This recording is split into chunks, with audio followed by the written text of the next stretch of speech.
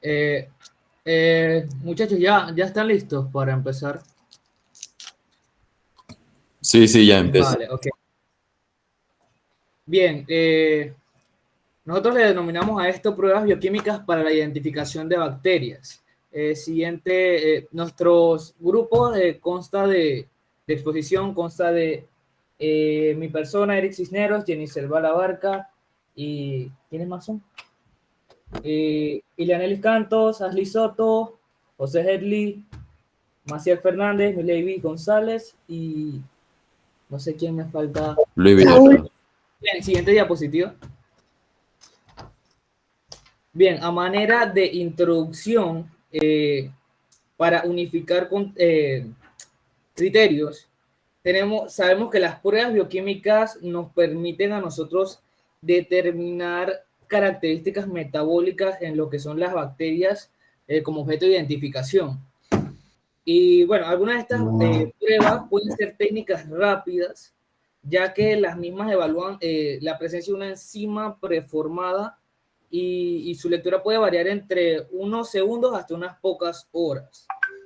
Al igual hay otros tipos de pruebas que requieren de una lectura del crecimiento de los microorganismos que requieren un aproximado de incubación entre 18 a 48 horas.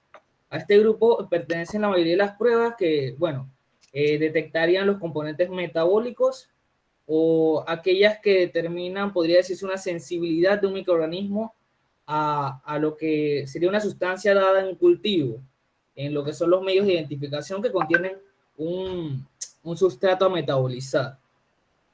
Entonces, no obstante, algunas de estas pruebas pueden realizarse de una forma mucho más rápida tras la incubación de 2 a 6 horas, generalmente, y estas tienen una reacción enzimática cromogénica, o lo que convencionalmente se llama pruebas convencionales modificadas.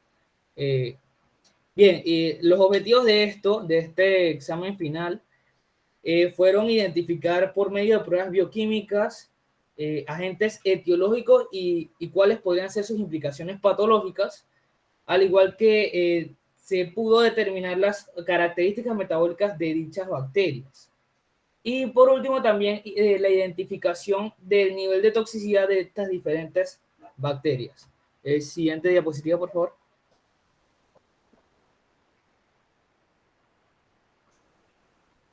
Muy bien, vamos a hablarle un poquito sobre las pruebas que se trataron para este semestral. Eh, Vimos la catalasa, la prueba de catalasa, la de fenilalanina, la de citrato, la de McConkey y la de manitol. Siguiente diapositiva, por favor. Bien, la de catalasa. Esta prueba de catalasa es una enzima que cataliza la descomposición del peróxido de hidrógeno, ya sea en agua y en oxígeno. Esta prueba la utilizamos fue para comprobar si hay una presencia de enzima de catalasa, que esta se encuentra en la mayoría de bacterias, tanto anaerobias como aerobias facultativas, y que bueno, que contienen el citocromo oxidasa, a excepción de los estreptococos. Normalmente, anteriormente, hace tiempo, se utilizaba para diferenciar entre estreptococos catalasa negativo y estafilococos catalasa positivo. Bueno, y un poquito sobre cómo fue el procedimiento que se dio sobre esta prueba de catalasa, fue que agregamos 1 mililitro de peróxido de hidrógeno al 3%, directamente en el cultivo del agar densamente inoculado, y el resultado se ve mediante la formación o la ausencia de burbujas. Si hay burbujas, el resultado es positivo; si no hay burbujas, el resultado es negativo. Siguiente diapositiva, por favor. Bien, la prueba de fenilalanina. Esta prueba lo que haría es determinar la capacidad de los organismos para desaminar el aminoácido fenilalanina en ácido fenilpirúvico. Entonces, por la actividad de esta enzima, que es la fenilalanina desaminasa, produce una acidez resultante. Y bueno, el ácido fenilpirúvico puede detectarse por la adición de un reactivo En este caso se usó el cloruro férrico al 10%. Y bueno, les explico un poquito sobre su procedimiento. El procedimiento fue que cultivamos el microorganismo en agar de fenilalanina, sembrando el inóculo, y se incubó durante 24 horas, creo que fue la temperatura de 36 a 37 grados Celsius. Entonces, seguidamente a eso se añadieron las gotas de la solución de cloruro férrico al 10%, de manera que se esparce en todo el inóculo. Bueno, y la presencia del ácido fenilpirúvico da la prueba positivo y se manifiesta por la aparición de un color entre verde oscuro o verde azulado, como lo podemos ver en la imagen de la diapositiva. Siguiente diapositiva, por favor. Bueno, yo les voy a estar hablando sobre la prueba de citrato y McConkey. Y bueno, la prueba de citrato pues, es de importancia bioquímica y lo que busca esta prueba o para lo que sirve es para determinar si un organismo es capaz de utilizar citrato como única fuente de carbono y compuestos amoniacales como única fuente de nitrógeno en su metabolismo, y eso va a provocar una alcalinización del medio. Entre las enterobacterias que tienen estas características están los siguientes géneros: la Enterobacter, la Klebsiella, la Serratia, la Citrobacter y algunas especies de salmonelas, excepto la Salmonella tipi, la Salmonella paratipi, además de la Escherichia y la Chiginella. O sea, estos organismos son incapaces, esos últimos pues, son incapaces de crecer en ese medio con esos nutrientes. Y bueno, ¿cómo se cultiva y cómo reacciona esta bacteria dentro del medio? Bueno, primero se cultiva el microorganismo en el agar, citrato de Simon, y bueno, ¿qué tiene este medio como para que la bacteria reaccione? Pues tiene citrato de sodio y fosfato de amonio como fuentes de carbono y nitrógeno respectivamente, y además de eso, el azul de bromotilmol, que es el que va a actuar como el indicador de pH. Y pues solo las bacterias que son capaces de metabolizar el citrato van entonces a poder multiplicarse en el medio y van a liberar iones de amonio, lo que con la eliminación del citrato, que va a ser el ácido, van a generar entonces la alcalinización del medio, que va a ser visible o se va a ver pues por el cambio de color en el indicador del pH, que va a pasar de verde a azul. Y bueno, si la bacteria no utiliza el citrato como fuente de carbono, simplemente se va a quedar del mismo color. Siguiente diapositiva. Ok, en la prueba de McConkey, pues esta prueba es de importancia microbiológica, y pues es como una manera sencilla de realizar, una manera sencilla de realizar la prueba de fermentación de la lactosa en enterobacterias es sembrar los microorganismos en agar de McConkey. Y se preguntarán por qué. Porque este medio, además de ser selectivo frente a las bacterias no entéricas, es diferencial, ya que contiene lactosa y también pues es un indicador de pH con el rojo neutro que pueden ver. Y bueno, en el agar de McConkey lo que hace es que se inhibe el crecimiento de las bacterias gram positivas debido a que este tiene presencia de sales biliares y cristales violeta, y solo crecerán entonces las bacterias, las enterobacterias, o sea, los bacilos gram negativos. Y pues usualmente estos últimos se encuentran en infecciones urinarias, diarreas, enfermedades gastrointestinales, cólera, peste, entre otras. Pero entre ellas las que fermentan la lactosa, o sea, las coliformes, van a liberar productos ácidos que producirán un cambio en el pH y que se va a detectar también gracias a el rojo neutro, o sea, un cambio. Y las colonias lactosa positiva van a aparecer de color rojo o violeta, que se va entonces a contrastar con la coloración amarilla de las colonias lactosa negativa. Siguiente diapositiva.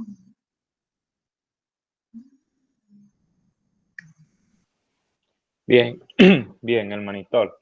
El manitol lo tenemos que hay importancia microbiológica, ¿verdad? Donde este agar es específicamente se utiliza para el aislamiento de lo que viene siendo el Staphylococcus aureus, donde si este agar cambia de color es porque hay un indicamento de que hay un crecimiento de Staphylococcus aureus al 100%, o sea que este está pura. Entonces, si este no cambia, lo que indica es que está presente el Staphylococcus aureus y el Staphylococcus epidermidis.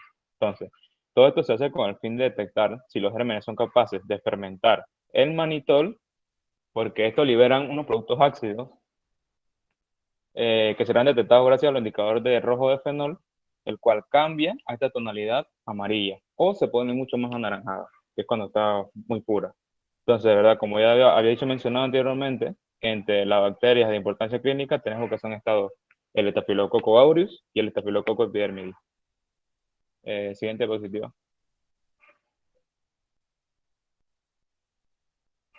Bien, ahora continuaremos con lo que vienen siendo los resultados. Siguiente. En la catalasa, bien. En la catalasa se obtuvo que era positivo para Klebsiella y también se realizaron otros, que era lo de MB, que era la eosina azul de metilo, donde cuando se agregó el peróxido en catalasa y MB, se obtuvo que en la catalasa hubo burbujeo, dando así positivo para este. En cambio, en la eosina, el MB, al agregar el peróxido, no hubo reacción, se esperó incluso 30 minutos y un poco más de tiempo y aún así no se presentó lo que viene siendo el burbujeo, confirmando así que esta sería negativa para la Klebsiella. Y la que se usó es la Klebsiella pneumoniae. Siguiente diapositiva. Bien, en la fenilalanina. En la fenilalanina tuvimos que estaban las enterobacterias Cándida y Klebsiella, donde ambas dieron positivo, ¿verdad?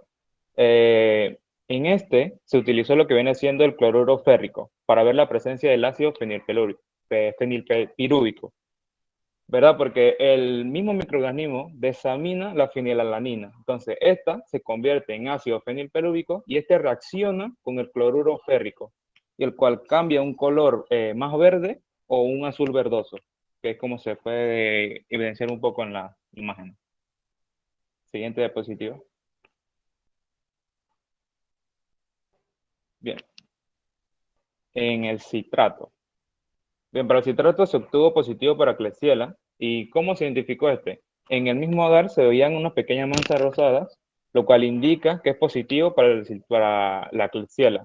Esto se debe, ¿verdad?, a la fermentación láctica. Siguiente. En McConkey. La de McConkey es específico para la enterobacteria, como viene siendo la Escherichia coli y la Klebsiella, donde todas las gran positivas, las gran negativas, aerobias y anaerobias, dan positivo. Entonces, cuando el agar se pasa rojo,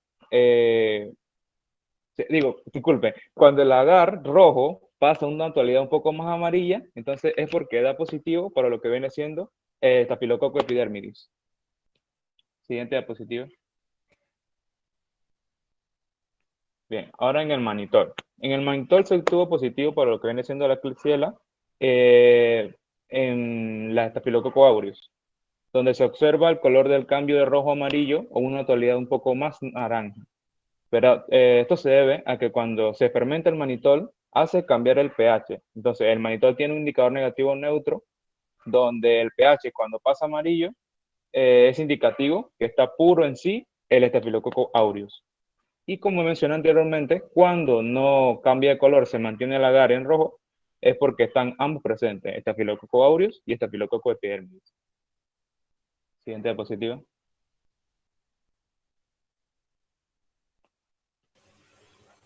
Bueno, en esta parte, en esta sección se hablará más que nada, se estimará los niveles de toxicidad de cada uno de los microorganismos que vamos a mencionar. Primeramente vamos a definir qué es toxina. La toxina es una sustancia liberada por un microorganismo en el sistema, lo cual tiene un efecto tóxico o venenoso que es afectado a un tejido de una célula huésped. Estas están clasificadas en dos, que son las endotoxinas y las exotoxinas. Las endotoxinas, esta forma parte de la bacteria, de su estructura, como por ejemplo de la membrana bacteriana, y como por ejemplo podemos mencionar los lipopolisacáridos, que esta es una molécula que está en la membrana de la bacteria gram negativa, y esta la bacteria no tiene la necesidad de liberarla al medio, ya que esta produce una reacción. ¿A qué nos referimos cuando decimos que esto ya produce una reacción? Que este ya tiene un efecto general. ¿Qué quiere decir también que tenga un efecto general? Que nuestro organismo reconoce la toxina. Entonces, cuando nuestro organismo reconoce la toxina, este sigue un patrón general, como por ejemplo fiebre o un shock, que puede ser síntomas repentinos como náuseas, vómito, lo general. También menciona que es termoestable, que quiere decir que este microorganismo cuesta deshacerse. Cuando habíamos mencionado que este tiene un efecto general, eso quiere decir que los anticuerpos no son específicos. Entonces, al no ser específicos, esto llega a ser una baja toxicidad. En cuanto a la exotoxina, es lo opuesto a la endotoxina. ¿Qué quiere decir? Que este sí es liberado es liberada una sustancia por medio de por un microorganismo, y este sí tiene que ser liberado, lo cual en este caso podríamos mencionar proteínas y enzimas, y ese sí tiene un efecto específico.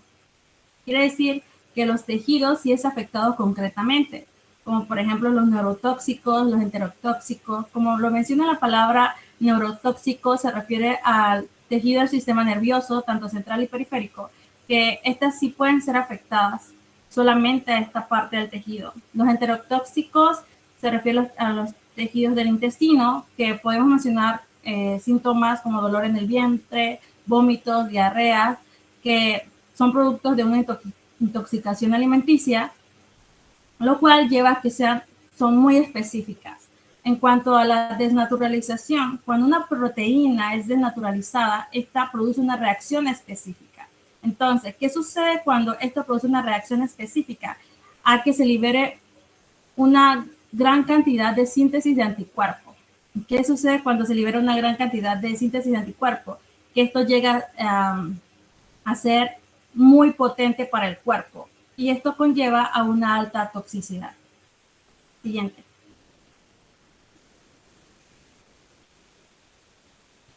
Bien, ahora les presentaré los microorganismos que hemos estado viendo anteriormente, solo que implicados hacia su implicación patológica y acerca de las toxinas y de los tipos de bacterias que son. Perdona que interrumpa un segundito.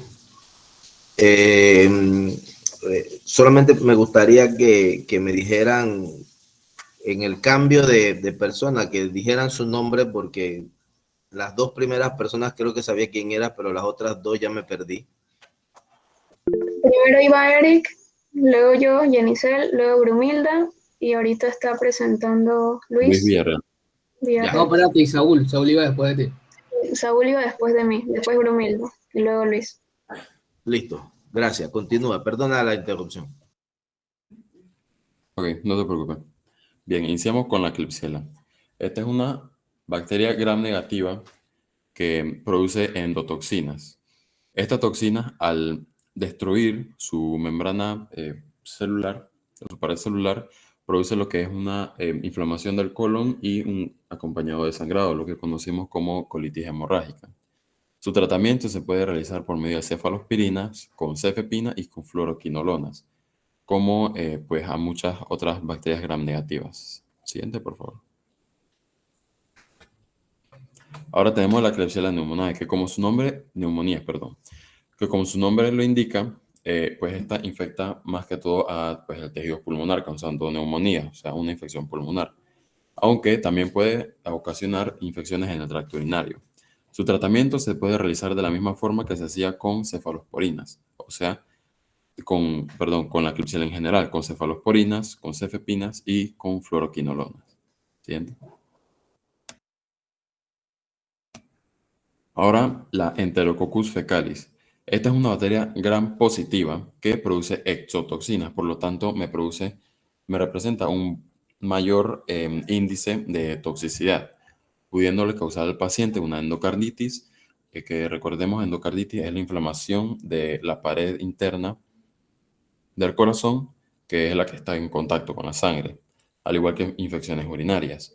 Su tratamiento va a ser diferente al que la Klebsiella en general o a la Klebsiella pneumoniae, sino que este se va a realizar con ampicilina o con vancomicina. Ahora, con cualquiera de estos medicamentos se puede utilizar en conjunto con aminoglucósidos para lograr sinergismo y así lograr una función bactericida mucho más efectiva. Siguiente. La Staphylococcus aureus. Esta se encuentra normalmente en la piel y también en mucosas, por ejemplo, la mucosa nasal. Por eso es que cuando llegan a producir infecciones, esta bacteria gram negativa que produce endotoxinas me puede producir infecciones cutáneas. Su tratamiento se realiza por medio de cefazolina, nafcilina o también se puede utilizar lo que es la oxacilina. Siguiente.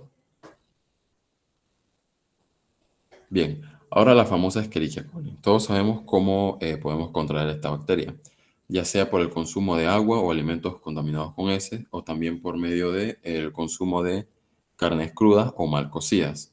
Esta Escherichia coli es productora de la toxina Shiga, por lo que me presenta una alta toxicidad porque es una exotoxina, a diferencia de las demás bacterias gram negativas que producen endotoxinas. Esta nos puede causar diarrea acuosa, vómito e incluso fiebre alta, aunque esta última es menos común. Su tratamiento se puede realizar por medio de cefalosporinas, también por fosfomicinas, siendo esta la mejor opción de tratamiento dentro de estos medicamentos, junto con aminoglucósidos. Siguiente. Ahora la Acinetobacter baumannii. Esta es una bacteria de mucha importancia clínica que nos puede llegar a causar desde fiebre y shock hasta infecciones más específicas, por así decirlo, como infecciones del tracto urinario, también infecciones pulmonares, endocarditis, etc. Su tratamiento se puede realizar por medio de los medicamentos carbapenems, que son una clase de medicamentos que se utilizan para tratar bacterias gram positivas como gram negativas. Y dentro de esta clase de carbapenems encontramos los medicamentos imipenem y meropenem. Siguiente, por favor.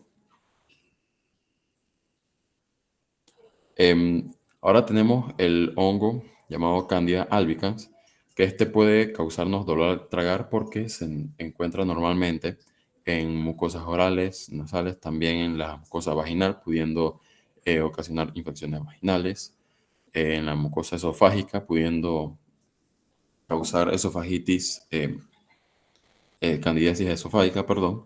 Y su tratamiento para este hongo gram positivo se puede realizar con antimicóticos. Dentro de ellos el clotrimazol y la niastatina. Siguiente. Bien, por último, tenemos la Staphylococcus epidermis, que esta nos puede causar muchos tipos de infecciones diferentes, como por ejemplo bacteremia. Recordemos, la bacteremia es la presencia de bacterias en el torrente sanguíneo.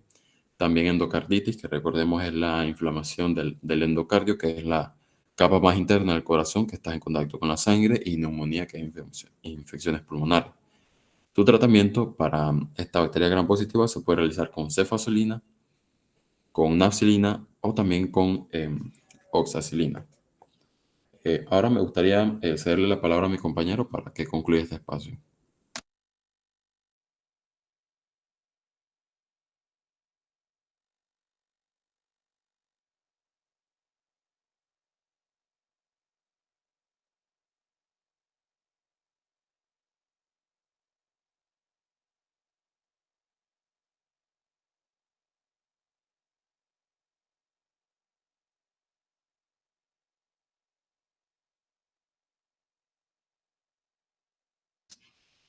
A ver, ¿quién concluye?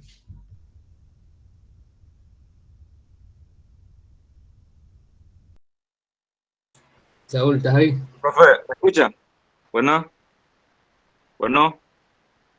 Te Ey. escuchamos, te Sí, se escucha, escuchamos. sí, se escucha. Ah, ok. Salí del internet. Ok. En conclusión, tenemos que, ¿verdad? Después de haber realizado todos estos procedimientos, recolectado todas estas muestras, se buscó por medio de diferentes pruebas bioquímicas, ¿verdad? La identificación de agentes etiológicos que son en sí las mismas bacterias, o otras veces son las toxinas que producen estas mismas, ¿verdad? Y en sí estas mismas producen sus propias implicaciones patológicas. También se busca indagar mucho lo que viene siendo las características metabólicas, teniendo en cuenta, ¿verdad?, que el metabolismo bacteriano es una locura.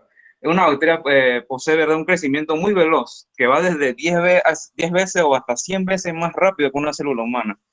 Y sobre todo estas se caracterizan mucho porque son muy versátiles en cuanto a los tipos de nutrientes que pueden utilizar para su obtención de energía. También buscamos mucho lo que viene siendo presenciar o buscar, mejor dicho, la presencia de lo que vienen siendo las enzimas, como es el caso de la catalasa, donde la enzima catalasa en sí es la que posee la mayoría de las bacterias aerobias y anaerobias, donde esta misma se encarga de catalizar lo que viene siendo el peróxido, y lo transforma así en lo que viene siendo el.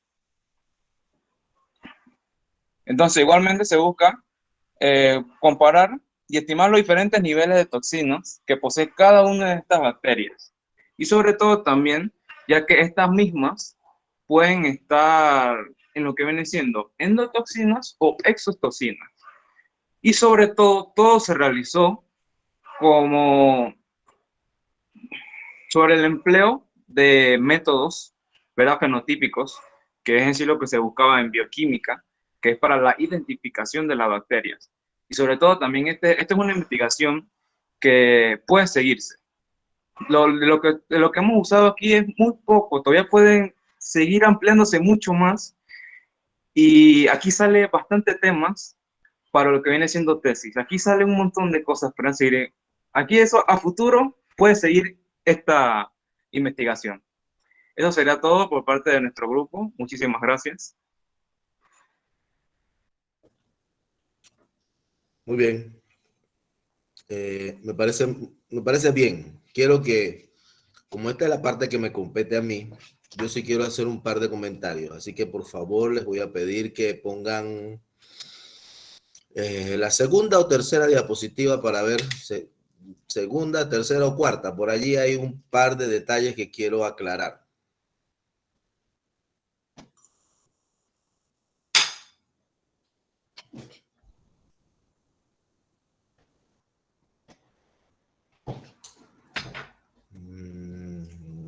Espérate, por ahí. No, la anterior, ponme la anterior. Ajá.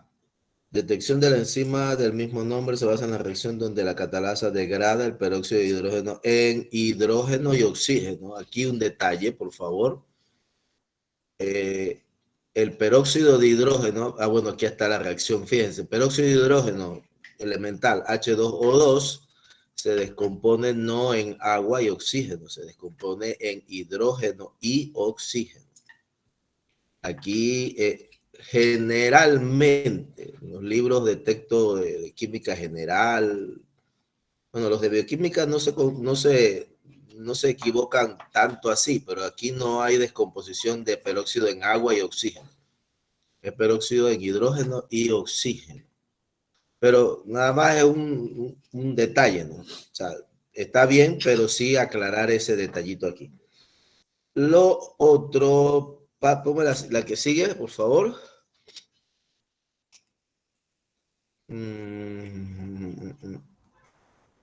Bueno, aquí, fíjense. Un detalle. Me hubiera gustado, y lo menciono para efectos de la presentación del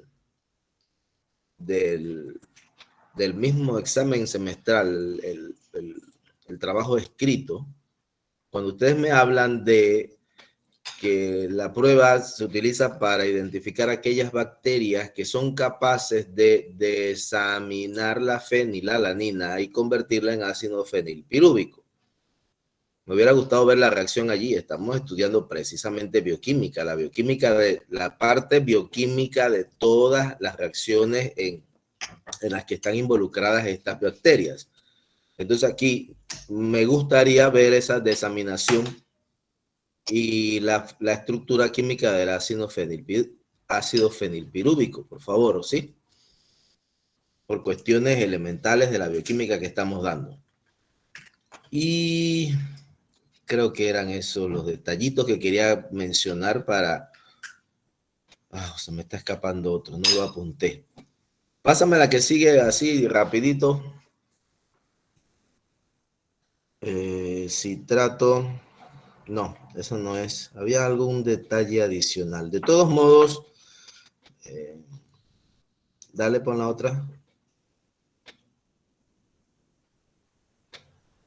Ah, ya sé dónde es. Dale más adelante cuando pusieron los resultados.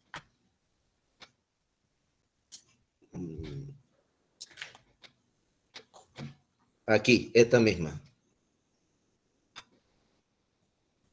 Aquí hay un error conceptual, digámoslo así. Se confirma la Klebsiella con capacidad de producir catalasa. La Klebsiella no produce catalasa. La bacteria en su estructura química contiene esa enzima. Y esa enzima, cuando entra en contacto con el peróxido de hidrógeno, produce esas burbujas, que es la liberación de oxígeno diatómico, hidrógeno diatómico. Entonces aquí un detallito solamente meramente conceptual. La Klebsiella no la produce, la Klebsiella contiene, es como mi organismo, pues mi cuerpo. Nosotros todos tenemos catalasa en el organismo. ¿Ok? Bien. Por lo demás, todo está bien. Pero pásale a los resultados, más adelantito los resultados, quiero pedirles, porque si no lo pido, no tiene sentido la parte bioquímica de esto. A ver, pásalo más adelante.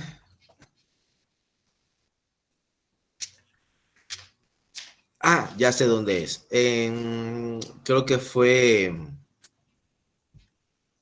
cuando hablaron de los tratamientos. Ajá. La parte de aquí, toxinas, endotoxina, exotoxina. Esto se explicó muy bien aquí. Pon la que sigue, por favor. Aquí está. Fíjense. Si no aclaramos esto, repito esta parte porque esto es importante. Esto no es gana de molestar que el profesor ahora va a pedir ahora otra cosa. Si no aclaramos esto y usted no investiga esto, no tiene sentido esta parte del trabajo semestral. ¿Por qué? Fíjate, varias de las bacterias se les utiliza como tratamiento, para tratarlas, cefalosporinas, fluoroquinolonas, que hay en su estructura química que permite tratar la bacteria esta. Igual que más adelante, fíjate, pon la que sigue. Aquí está nuevamente, fíjate.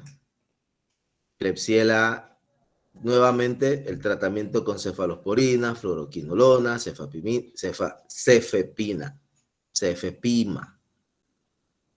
Entonces, repito, me interesa, acuérdense que les pedí la acción bioquímica, cómo afecta. Aquí hay parte de esa investigación. Causa neumonía.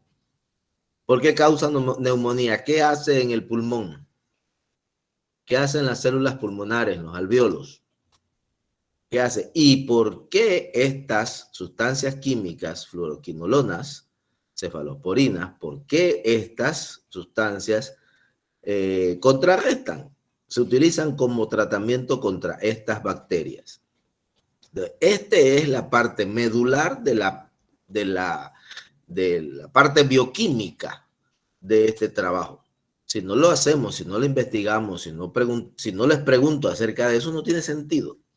Solamente nos quedamos con el agar, se puso de rojo a amarillo y se le salieron bonitas y sí, eso es importante.